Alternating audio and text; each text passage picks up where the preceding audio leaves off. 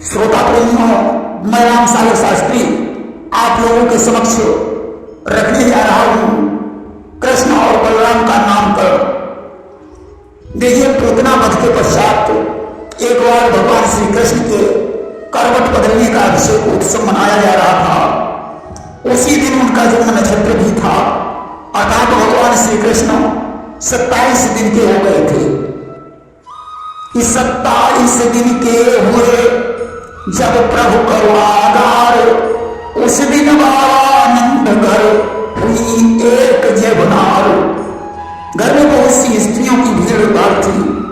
मैया यशोदा ने मोहन को स्नान कराकर तेल काजल लगाया और छकड़े के नीचे जो पालना पड़ा हुआ था उसमें लिटा दिया और स्वागत सत्कार में लग गई। छकड़े पर दूध दही की मटकियां लगी हुई थी। उसी समय उत्कच नाम का राक्षस मौका पाकर सकट पर जाकर बैठ गया और भगवान को मारने की घात लगाने लगा। अब तो भगवान जाग गए। उन्होंने राक्षस के एक लात मारी, उसका प्राणांत हो गया। लात के प्रहार से वह छकड़ा भी उलट गया। अब तो जितने बर्तन थे वे टूट फूट गए। भगवान रोने लगे। यशोदा जी दौड़कर वहां पहुंची, देखा छकड़ा उल्टा पड़ा है, मटकियां फूटी पड़ी हैं। ग्वाल वालों ने छकड़े को सीधा किया तो देखा छकड़े के नीचे एक राक्षस मरा पड़ा है। यशोदा ने कृष्ण को गोद में उठाया, ईश्वर को धन्यवाद देने लगी। आज पता नहीं यह असुर मेरे लाला को न जाने कहां ले जाकर मार डालता। ईश्वर ने उसकी रक्षा की, जो छकड़ा उलट गया और उसमें तब कर क्या राक्षस स्वयं मर गया। यशोदा जी ने ब्राह्मणों से छकड़े का पूजन करवाया, विप्र भोग याद करवाकर ब्राह्मणों को गौओं का दान दिया। देखिए, ये हिरण्याक्ष का पुत्र था, बहुत मोटा ताजा था। एक बार इसने यात्रा करते समय लोमस इसके आश्रम के वृक्षों को पैरों से कुचल दिया। लोमस ने इसे देह रहित होने का श्राप दे दिया। इसका शरीर सर्प की केंचली के समान गिरने लगा। इसने चरणों पर गिरकर क्षमा मांगी और कहा, हमारा शरीर लौटा दीजिए। लोमस ऋषि बोले कि ये भगवान कृष्ण तुम्हारे लात मारेंगे तब तुम्हारा उद्धार हो जाएगा। आज इसका उद्धार हो गया। अब धीरे धीरे भगवान 5 महीने के हो गए। एक दिन की बात है, व्यासी लिखते हैं कि एकदारो हमारूढ़म लालयन्तीं सुतं सती गरिमाणं शिशोरपोढ़ं नसे गिरिकूटवत्। एक दिन यशोदा जी अपने पुत्र को गोद में लेकर बुला रही थी। अचानक भगवान ने अपना भार बढ़ा दिया। यशोदा जी उस भार को सहन नहीं कर पाई और उन्होंने कृष्ण को गोद से उतारकर जमीन पर रख दिया। अब तो ज्यों गोद से उतारा, अचानक बड़ी जोर से आंधी आ गई कि रखा उतार कर गोदी से एक लहर हवा की फूट गई। हो गया अंधेरा गोकुल में, बेटे से माई छूट गई। सजनों, ये आंधी नहीं थी बल्कि कंस का मित्र त्रावर्त बवंडर का रूप धारण करके आया था। वह कृष्ण को उड़ाकर आकाश में ले गया। मैया यशोदा चिल्ला चिल्ला कर कृष्ण को ढूंढने लगी। तब तक भगवान ने उसका गला घोट दिया।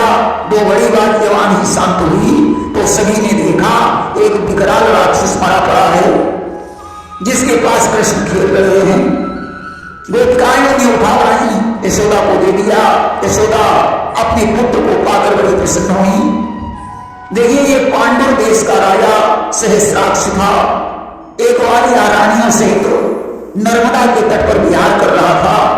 इसने दुर्वासा को देखकर उन्हें प्रणाम नहीं किया, अतः उन्होंने इसे राक्षस होने का श्राप दे दिया और बताया कि भगवान कृष्ण के हाथों से तुम्हारा उद्धार होगा। एक दिन प्रातःकाल भगवान कृष्ण ने विचार किया कि मेरे शरणों से गंगा की उत्पत्ति हुई है। लक्ष्मी जी को हमारे शरण बहुत प्रिय है। आखिर हमारे शरणों में कितना रस है। लाओ पैर का अंगूठा चूस कर देखते हैं। भगवान ने जो अंगूठा चूसा अब तो पृथ्वी का तो भी समुद्र में उफान आ गया, आकाश में घनघोर घटा छा गई।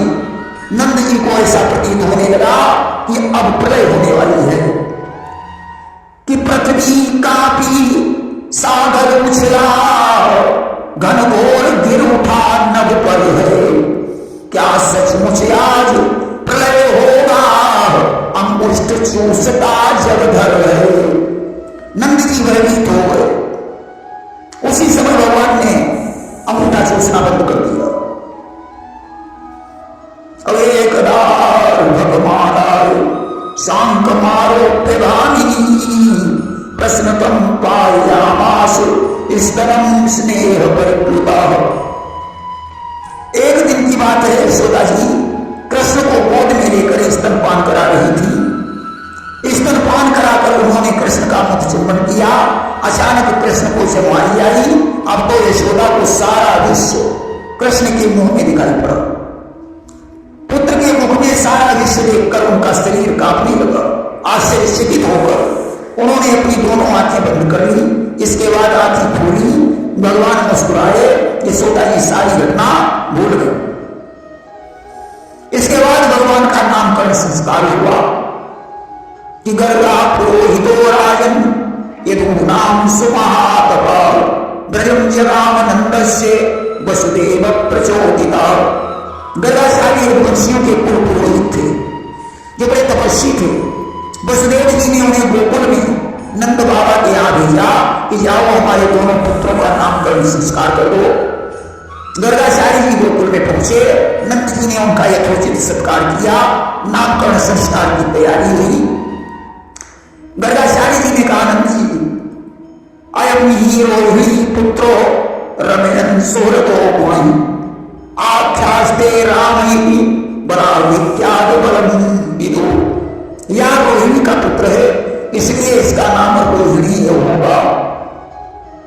यह अपने सगे संबंधी और मित्रों को अपने गुणों से अत्यंत आनंदित करेगा, इसलिए इसका दूसरा नाम राम होगा।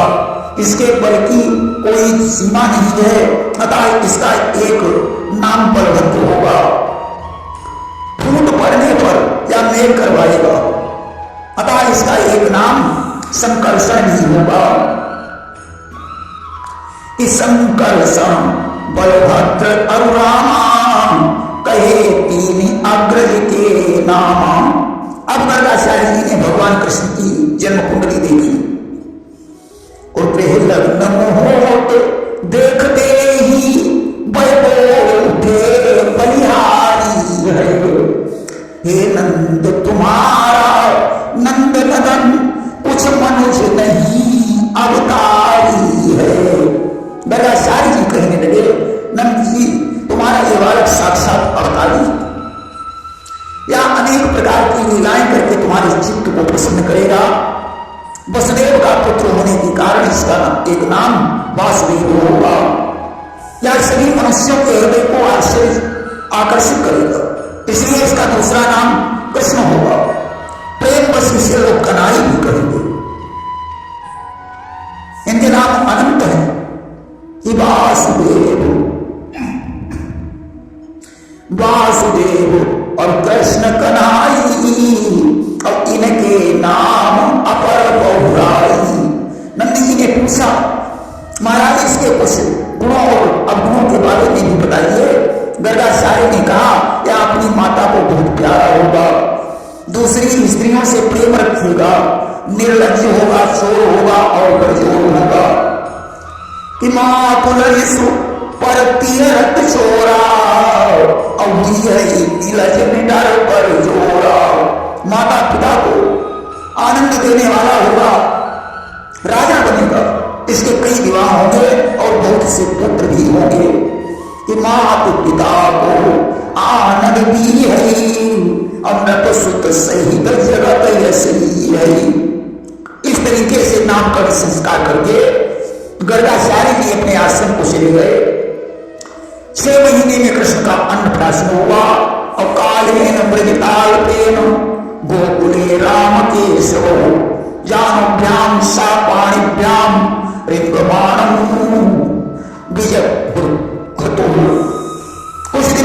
कृष्ण और बलराम घुटनों और हाथों के बल चलकर क्रीड़ा करने लगे कि जब चलते हैं घुटनों के बल माता बलिहारी जाती है, लाला संध्या को सोते हैं तो नजर उतारी जाती है। यशोदा और रोहिणी अपने बच्चों को देखकर बड़ी प्रसन्न हो रही हैं। शाम को ये दोनों सोते हैं तो माताएं उनकी नजर उतारती हैं। अब तो कृष्ण नंद जी से बाबा और यशोदा से मैया तथा बलराम से भैया कहने लगे।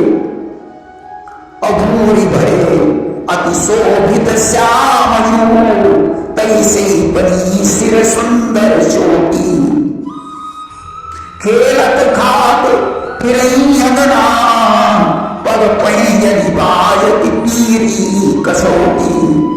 अब बाछड़ी को रस खान बिलोकत भारत काम कला निज कोटि, काग के भाग बड़े सजनी और हाथ से लई गयो माखन रोटी।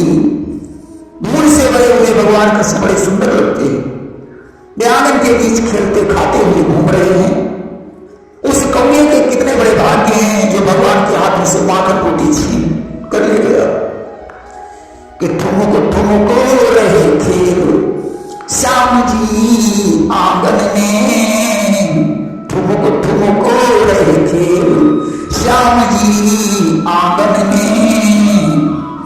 कबहू छंद कबहू बल बलना मातु दुलारी कहीं प्रिय लगना, बोलही तो तल बहन बोलही तो तल बोल श्याम जी आंगन में। ठुमक ठुमक रहे खेल श्याम जी आंगन में। कृष्ण ठुमक ठुमक कर आंगन में खेल रहे। माता यशोदा उन्हें कभी गोद में लेती है, कभी पालने में झुलाती है। भगवान कृष्ण पोतली वाणी में बोलते हैं तो मैया यशोदा को बड़ी प्रसन्नता होती है। एक दिन की बात है, शाम के समय चंद्रोदय हुआ।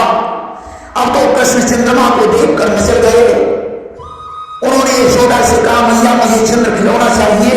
यशोदा ने कहा, बेटा यह बहुत दूर है, तुम्हें नहीं मिल पाएगा। भगवान जमीन पर लौट गए।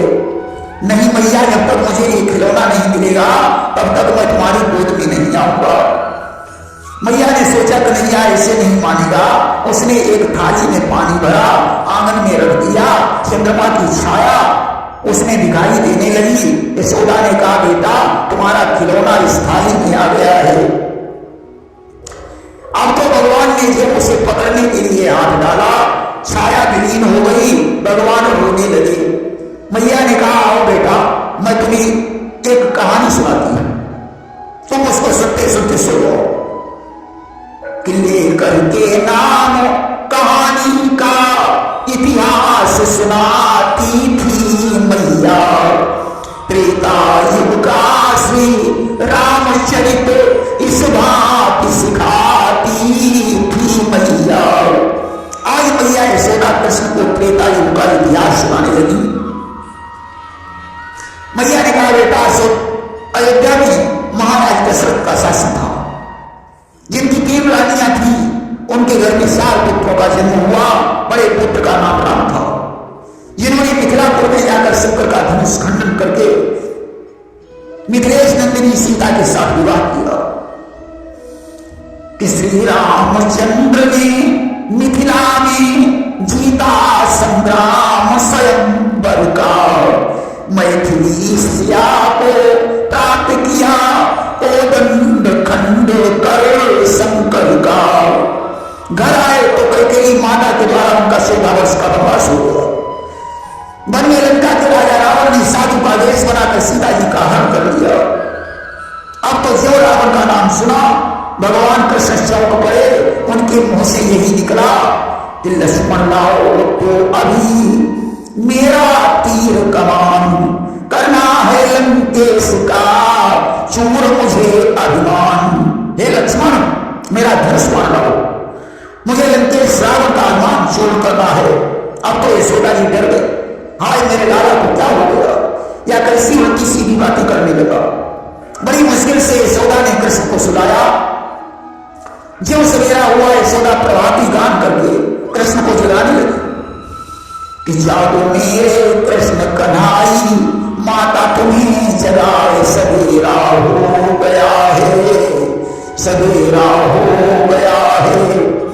तारा मंडल सुपागमन में चंदा नजर न आए, सवेरा हो गया है, सवेरा हो गया है। प्रातः काल जागते ही उन्होंने माता से माखन रोटी मांगी। भगवान दर्पण के सामने खड़े होकर खाने लगे। देखा दर्पण में मेरे समान कोई और है जो माखन रोटी खा रहा है। भगवान उसे देखकर मुस्कुराने लगे। अब तो उनका प्रतिबिंब भी मुस्कुराने लगा। भगवान ने कहा भैया मेरे पास बहुत सारा माखन है, लो ये तुम खा लो, मैं भैया से और मांग लूंगा। ज्यों प्रतिबिंब की तरफ माखन बढ़ाया, प्रतिबिंब ने कृष्ण की तरफ माखन बढ़ाया। भगवान बोले नहीं भैया तुम खाओ, मेरे पास पर्याप्त है। उधर यशोदा जी ने विचार किया, देखी कन्हैया किससे बातें कर रहा है। आकर देखा तो भगवान दर्पण से बातें कर रहे हैं। यशोदा जी को हंसी आ गई। उन्होंने कहा बेटा किससे बातें कर रहे हो? कृष्ण ने कहा भैया मेरे जैसा एक साथी है, उसी से बातें कर रहा हूं। यशोदा ने कहा बेटा यहां कोई नहीं है, इस दर्पण में तुम्हारा प्रतिबिंब चमक रहा है, तुम उसे अपना साथी समझ रहे हो। इस तरीके से भगवान ने बहुत सी लीलाएं की। उस और बड़े होने पर इन्होंने माखन की चोरी की। देखिए भगवान ने माखन क्यों चुराया।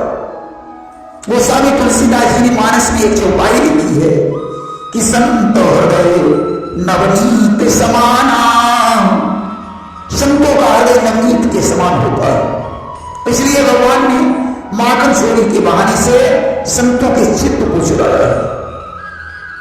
इसके आगे का प्रसंग आप लोग श्रवण करेंगे। माखन चोरी में प्रेम से वृंदावन बिहारी लाल की